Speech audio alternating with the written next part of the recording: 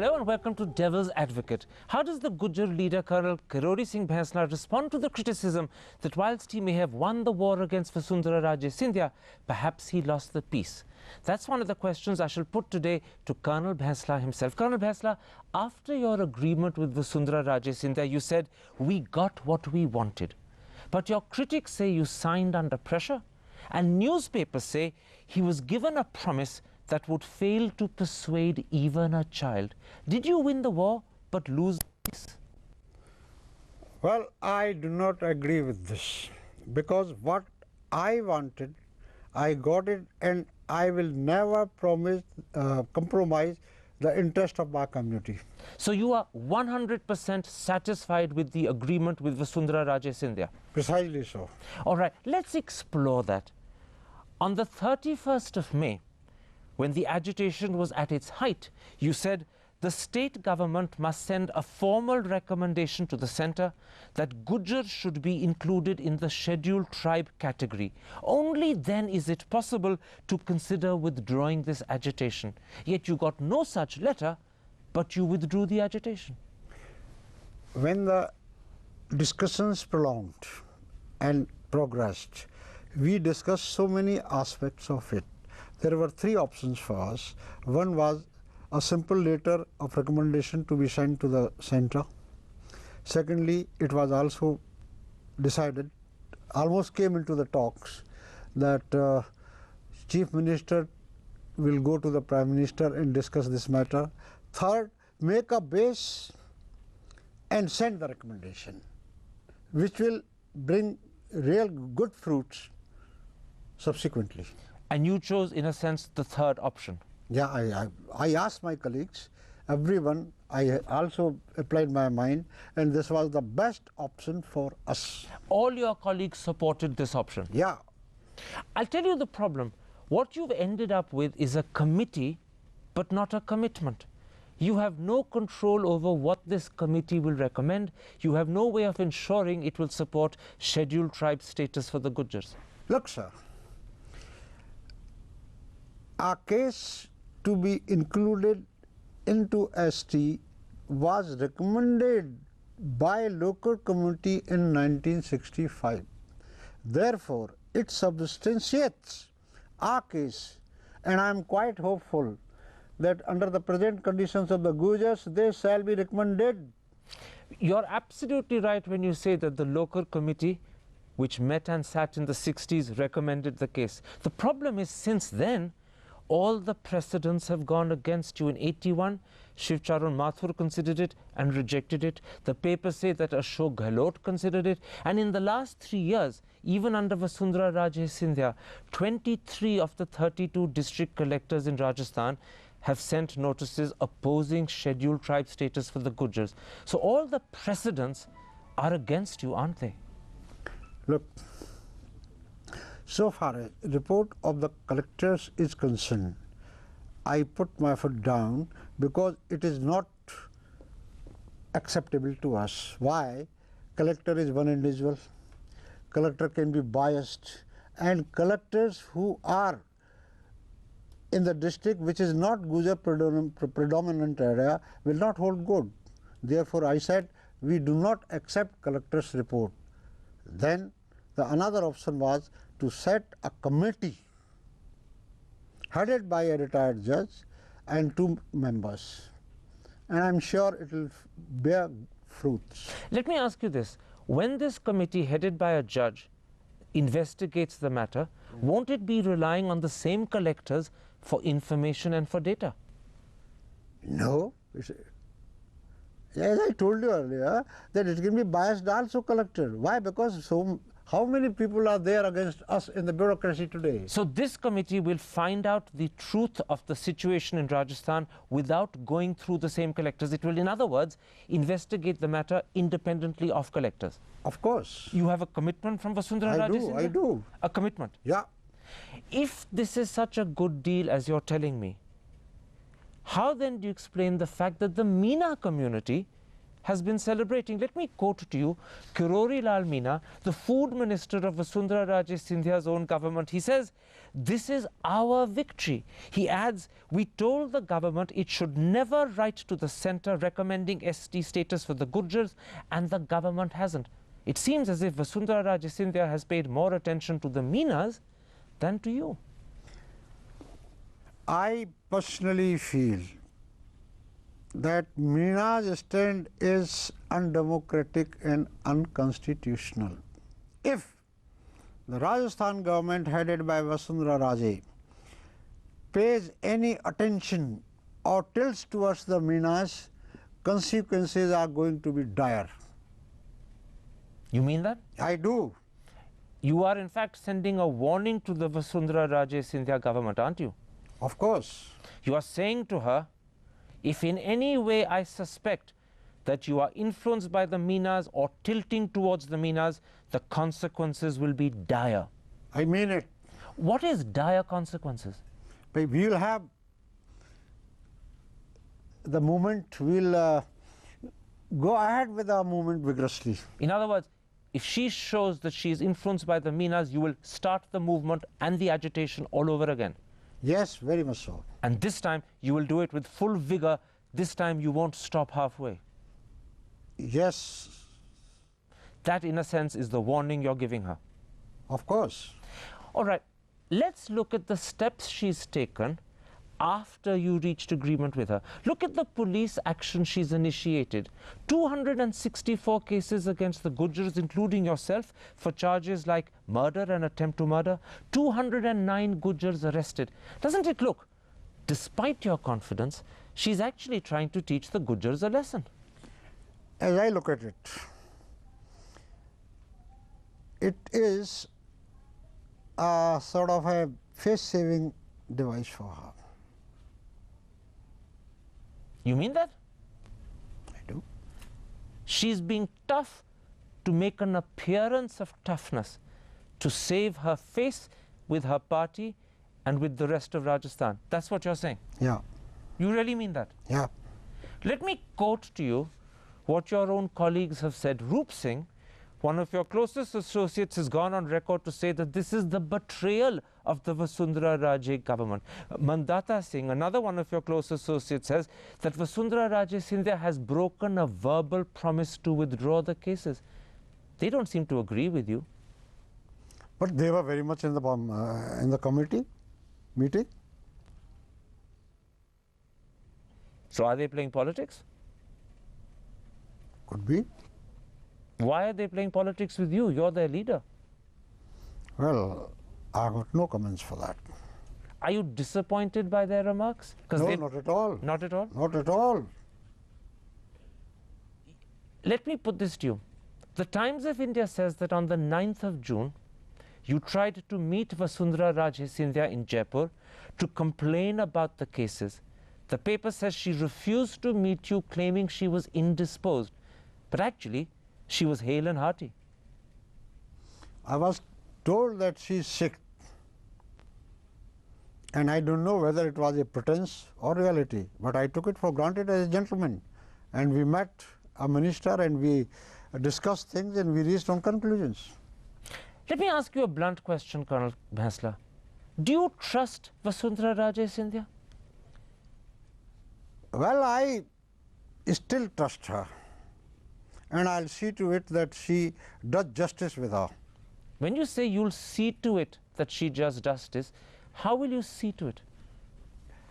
By carrying on the agitation movement with a vigorous speed. And I'll tell her, okay, look, either you do justice with her or we'll have a sort of a movement which will shake the entire system, because we want justice. For the last 60 years, nobody has bothered to look at us.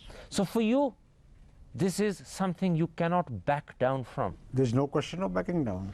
In a sense, this is a do or die struggle for reservations and justice. Apparently and evidently. A do or die struggle. Yeah.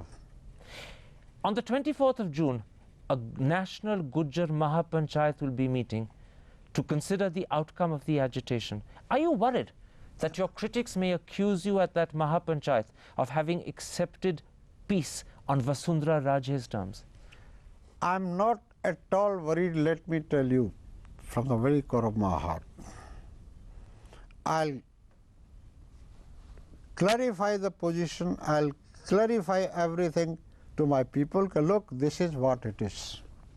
And subsequently, I'll ask for their opinion also, I'll put forward my opinion also, and then we'll decide further course of action. Are you confident that you have not just the loyalty but the support of the Gujjar community behind you?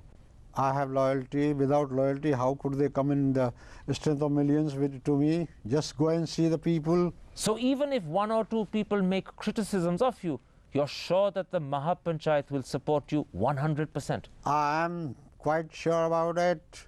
There are few people, there have been people like this in the history who have been clamoring, but my aim is very clear.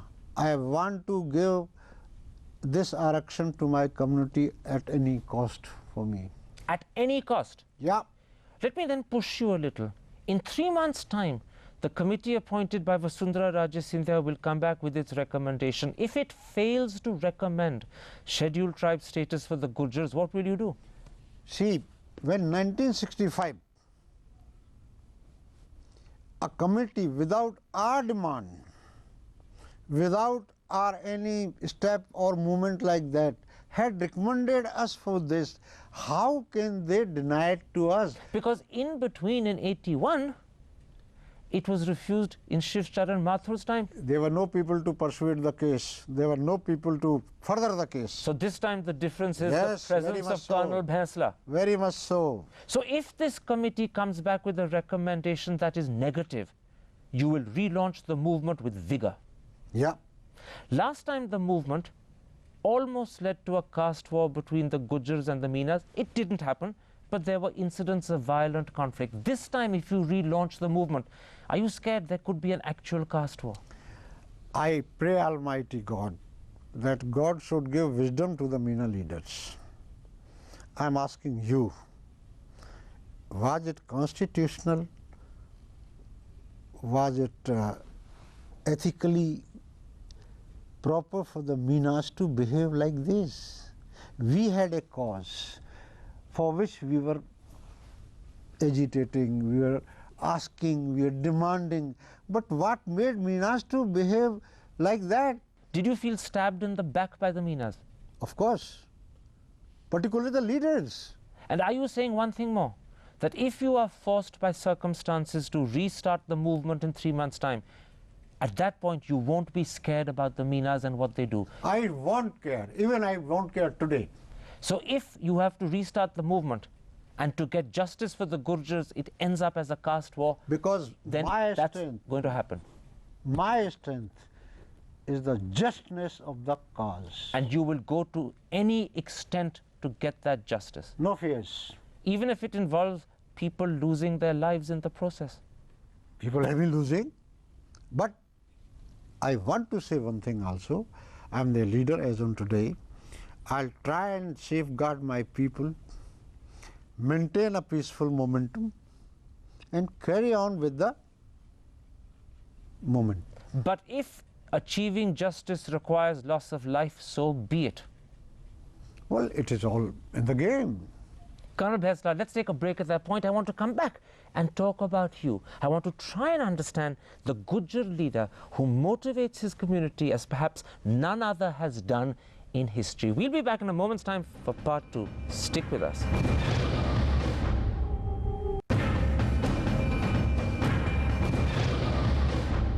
Welcome back to Devil's Advocate and an interview with the Gujjar leader, Colonel Bainsla. Colonel Bainsla, let's talk about you.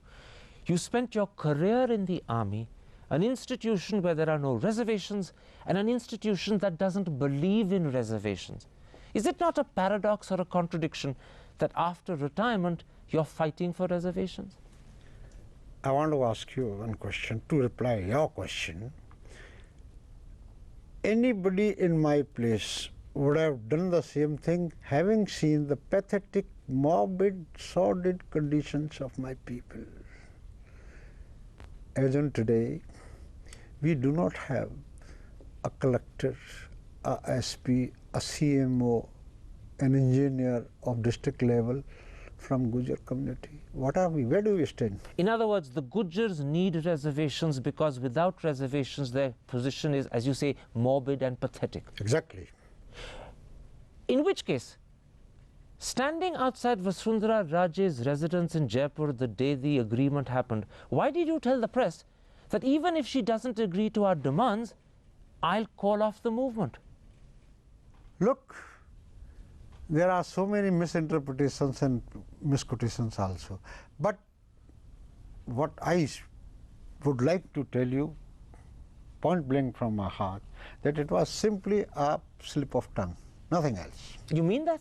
I do. You mean you actually made a small mistake? Very much so.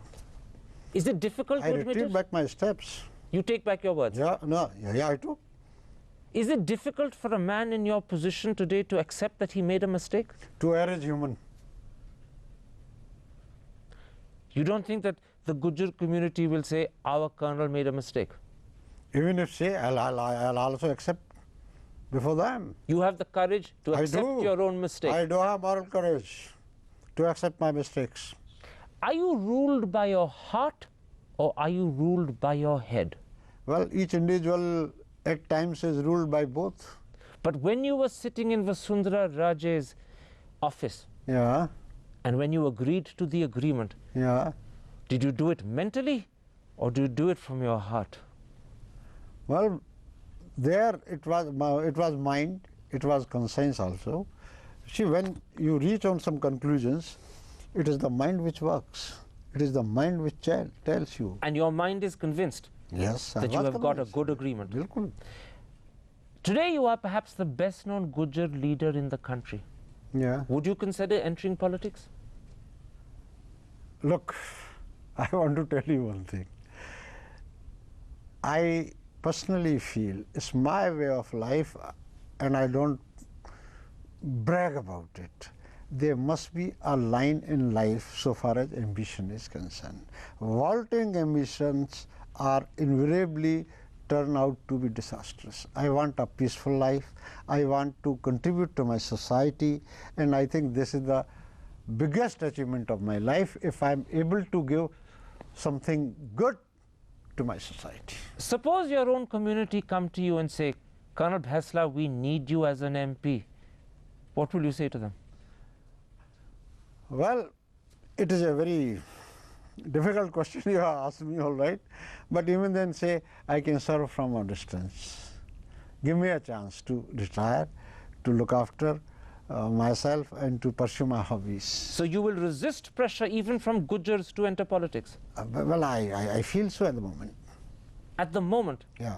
Is there room for change? No, there is no room for change. I'm absolutely no room for change. Even today, tomorrow, day after tomorrow, I want to have a peaceful life and contribute something good for my society. This is the only ambition in my life. My last question, how would you like the Gujar community to remember you? Look, let me say candidly, frankly, that it is my earnest desire to see my community as second to none in India.